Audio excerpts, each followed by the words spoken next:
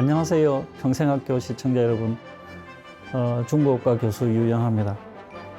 저는 중국을 연구하는 사람이죠. 특히 이제 중국, 홍콩, 대만의 어떤 인문학적인 어떤 정체성, 문화적인 변화 뭐 이런 것을 공부하고 있습니다.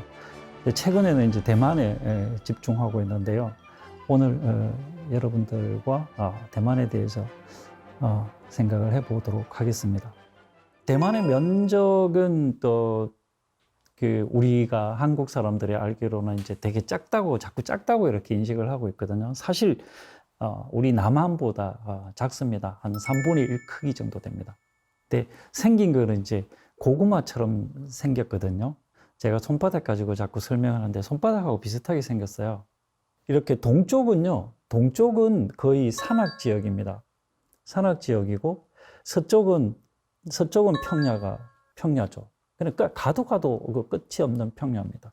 그래서 인구 밀도가 높긴 높죠. 아마 세계적으로 가장 높은 지역 중에 하나인데 2,300만이 여기에 살고 있습니다. 근데 실제로 가보면 인구 밀도가 그렇게 높다는 생각은 잘 안 들더라고요.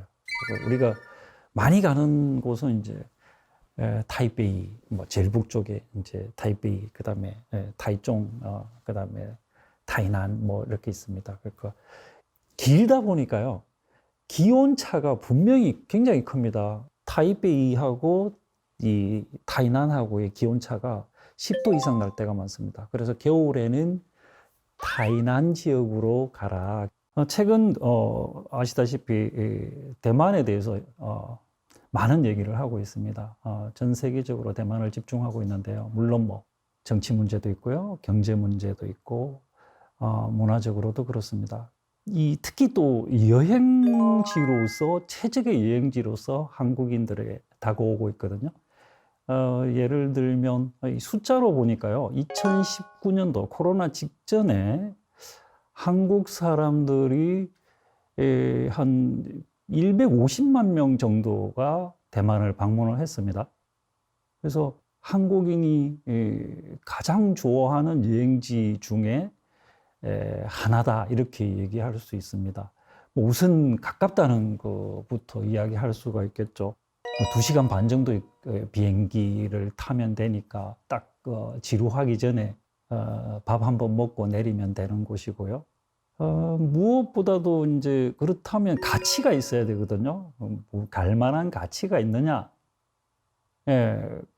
굉장히 많은 가치가 있습니다. 그래서 우선은 이제 가깝다는 거고, 우선 그 다음에는 이 음식 문화를 많이 얘기하고 있습니다. 그래서 먹거리가 굉장히 풍부하다. 아마 제가 뭐 얘기하는데 뭐 100종류, 200가지, 100가지, 200가지 종류가 길거리에 그렇게 있다. 막 이렇게 제가 얘기를 하거든요. 그 다음에 예쁜 나라라는 생각, 예쁜 나라라는 얘기를 많이 합니다. 어디가 예쁠까 보면은 뭐 로고, 캐릭터, 또 골목, 뭐 이런 눈에 띄는 우리가 볼 수 있는 모든 곳에 보면요, 굉장히 예쁘네 이런 생각이 듭니다. 그러니까 골목 입구에는 화분이 예쁘게 놓여 있고요. 그 화분 속에요. 화분 속에 뭐가 있느냐 하면 예쁜 인형이 한 마리가 있습니다. 곰 인형이랄까, 강아지 인형이랄까, 그런 걸 그 꽃 속에 이렇게 숨겨둬요. 그걸 보면, 이 사람들은 뭐지? 이 사람들 생각을 한번 알고 싶다라는 생각이 자연스럽게 들죠. 창문에도 이렇게 창문을 꾸밉니다.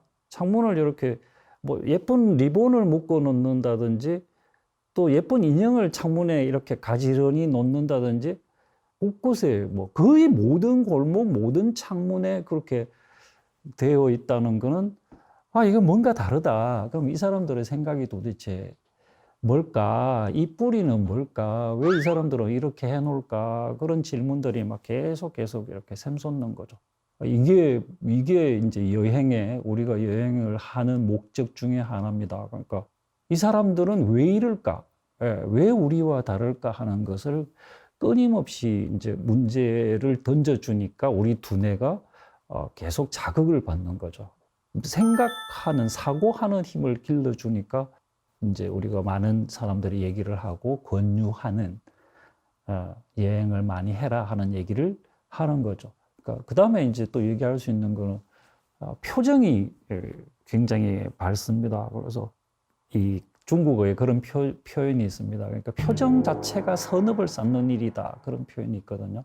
그러니까 표정이 밝은 거는 상대방한테 일단 마음을 편안하게 해주는 거죠. 착한 마음을 보여주고 착한 마음을 유발하는 어떤 행위거든요. 어릴 때도 어른들이 자주 표정을 밝게 해라. 어른들 앞에서는 특히 표정을 밝게 해라. 그런 얘기를 이제 많이 들었는데, 궁중에서도 마찬가지입니다. 그러니까 자이태우, 서태후한테 들어가기 전에는 항상 그 아랫사람들은 거울을 한번 보고 표정을 밝게 하는, 표정을 밝게 만든 다음에 들어갑니다. 표정은 사회를 밝게 만드는 한 사람 한 사람의 표정은 굉장히 중요한 거죠. 그 대만 사람들의 표정은 친구가 왔나? 가족이 왔나? 뭐 그런 표정을 이렇게 보여줍니다. 그래서 그냥 들어서면 내가 나를 반기는구나 하는 것을 느끼게 되니까, 그래서 대만을 찾는 사람들이, 또 대만을 칭찬하는 사람들이 그렇게 많을 거라고 생각을 합니다. 그러고 아까 말씀드린 대로 이제 맛있는 먹거리보다 더 중요한 거는 없지 않습니까? 그러니까 우리가 해외에 가면 먹거리가 제일 중요하잖아요. 무엇을 먹어볼까? 그때 이제 우리 두뇌가 좀 확장되거든요.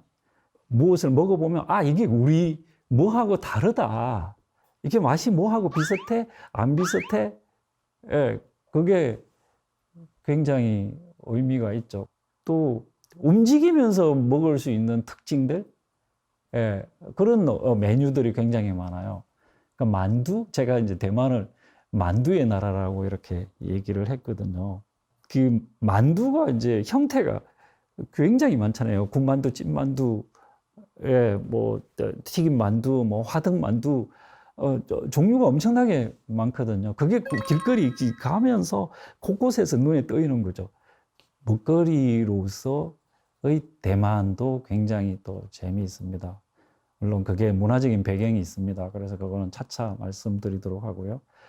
제가 만두를 예를 들면서, 그러면 이 대만 사람들이 생각나는 건 포용인데, 만두는 뭐냐면 우리가 춘절, 그러니까 설날 전에 모여서 모든 가족들이 모여서 만두를 만듭니다. 이거는 반드시 지켜야 될 어떤 그 예절이죠.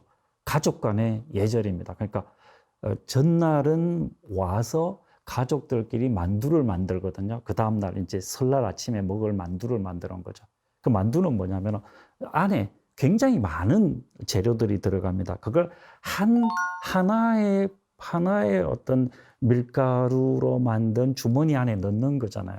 그러니까 포용을 상징합니다.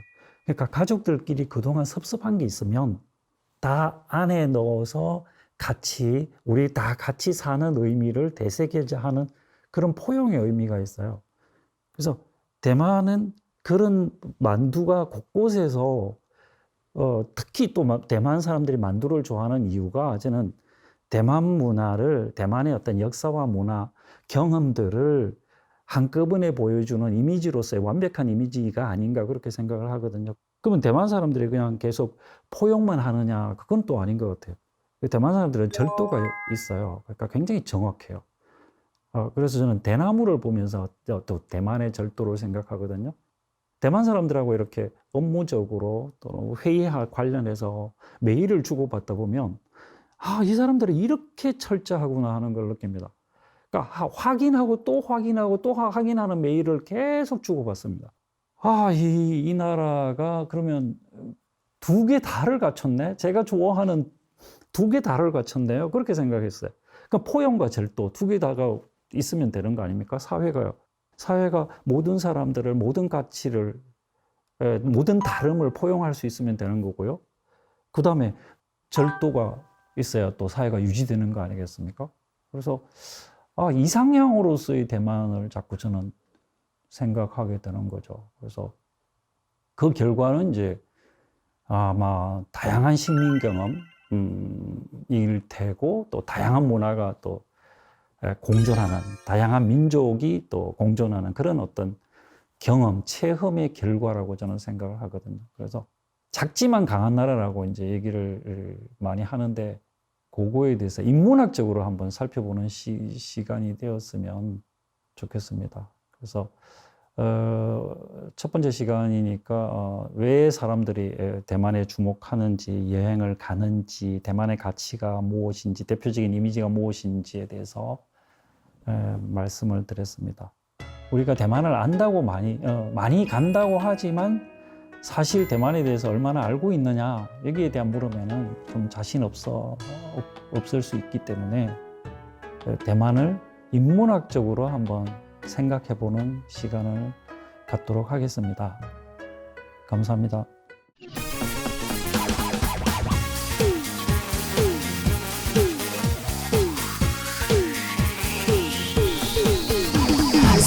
Go!